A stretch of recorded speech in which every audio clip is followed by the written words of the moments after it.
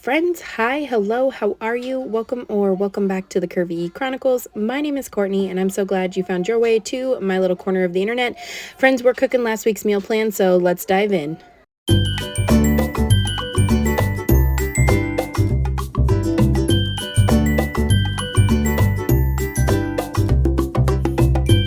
Caution, watching the following content may cause extreme hunger. Viewer discretion is advised.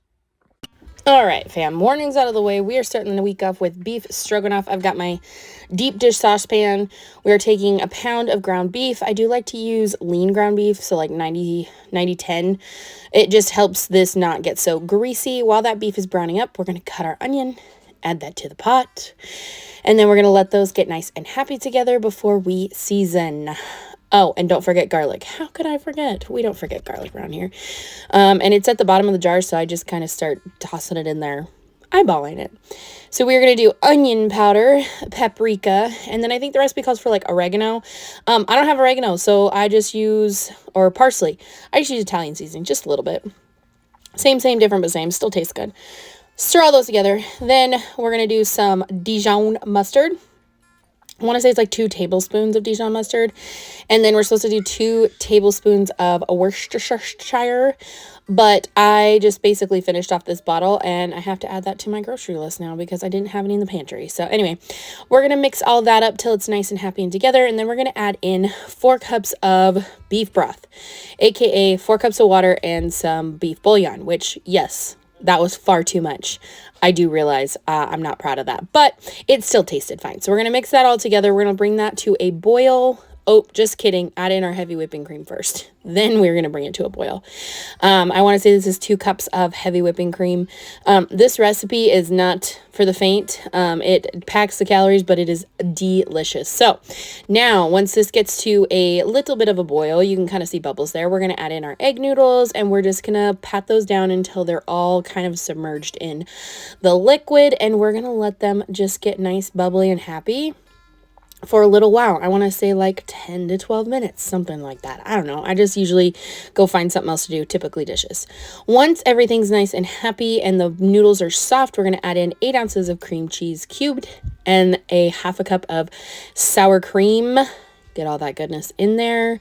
Yum, yum. And we are going to stir that in until it is all nice and combined. And then we're going to let this kind of simmer down until it is nice and thick. I will say my background, I put on my overhead stove light and it makes everything look yellow. So I noted for the next night, I did not do that. But this recipe I found on Instagram. I'll leave it linked down below. It is delicious. It's our favorite. You can top it with anything. We love it. All right, night number 2, we had some freezing cold temperatures, so it was a soup night. So we're making one of our favorites that I make all the time, my Copycat Olive Garden Zuppa Toscana. So we're starting with a pound of pork sausage. And we're just going to let that get all nice and brown in my Dutch oven. And then we're going to go over and we're going to cut some onion and some potatoes.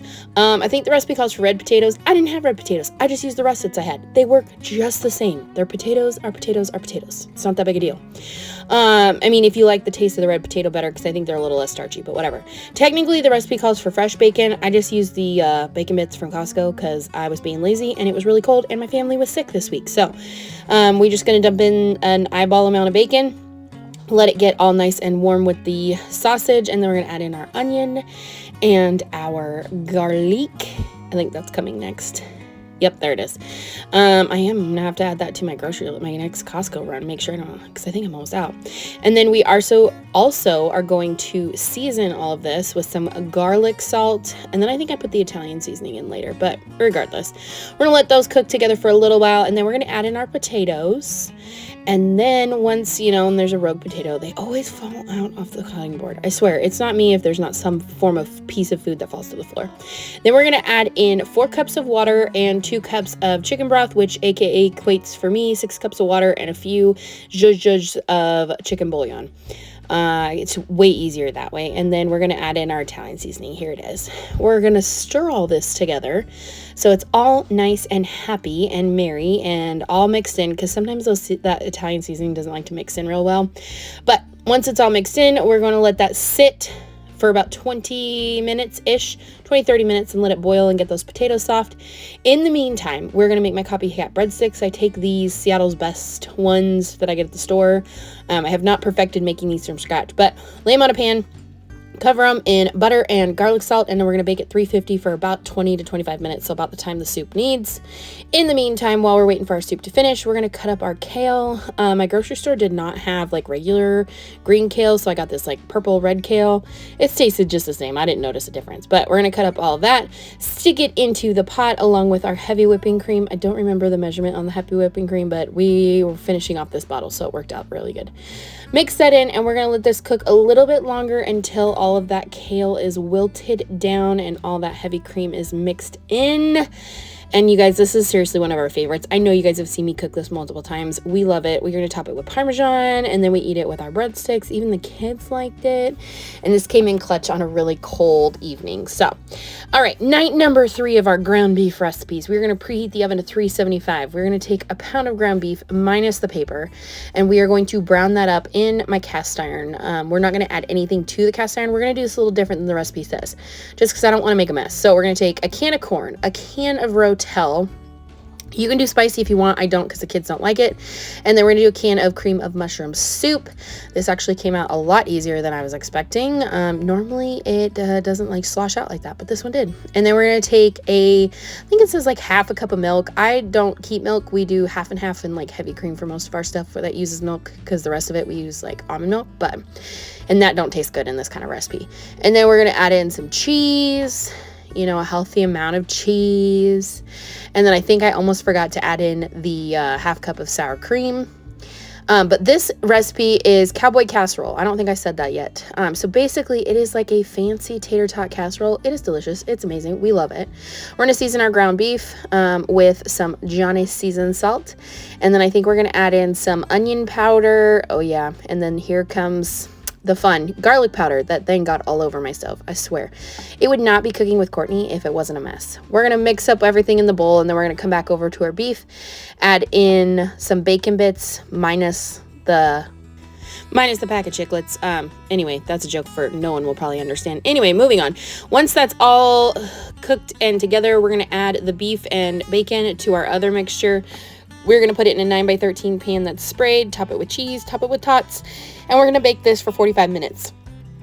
I love this recipe because we use it not only as a good like weeknight meal that feeds a lot, but also to freeze, to give to friends as a freezer meal, or just for us to have an extra. All right, our final night of the week, we only had 4 dinners because it was the week of Valentine's Day, and we did a date night on Friday, but we are doing this sloppy Joe casserole. So we're going to brown up our pound of hamburger, and then we're going to cut up an onion, half an onion, and we're going to let those cook down together. I don't know that this one had garlic. I don't think it does. We are going to season this with some Johnny seasoned salt, because I don't think the recipe calls for any seasoning other than maybe like salt and pepper, and this is what I like to use. And then this is the key ingredient for this one, is some Velveeta. We had this in the fridge from, we made queso a while back, and so I wanted to get this used and get it out of my fridge. The problem is that we were not a fan of this recipe. I think I've made it one other time, and it was not the best. So we did 2 cups of water, or 2 cups of chicken broth, so water and chicken bouillon. You're gonna do a can of undrained diced tomatoes, and then a can of manwich, and I think that's it. And then I think I added another like can and a half of water, and I think that was too much. It ended up being too soupy. But we're going to mix this all together, and we're going to let it come to close to a boil, and then we're going to add in our pasta. It calls for like bow tie pasta, so we're going to let that get all in and incorporated so it can boil down. Then we're going to add in the Velveeta. I don't know if this was just like too much Velveeta, because obviously it was a kind of eyeball in the recipe like we do. We're going to add in a can of corn here as well. It just, I don't know, something about it. The kids were not a fan. I don't know if it was because I used the thick and chunky manwich. I honestly couldn't tell you. But anyway, we're going to mix that all in, get it to a point where it looks like this. I feel like it should be thicker. It was really sloppy, and I feel like it needed to be a little bit thicker. But we're going to dump this into a 9x13 pan, and we're going to bake it in the oven for about 15 minutes at 375. We did top it with some cheese to do that. So yeah, anyway, friends, not our favorite. I will leave all the recipes linked down in the description so you can try them if you want, if it sounds like something you'd like. But friends, that is all she wrote for today's meal plan. Not meal plan, but cook with me. So if you liked it, give it a thumbs up. If you want to keep hanging out, hit that subscribe. And friends, remember to spread kindness like glitter. Bye, y'all.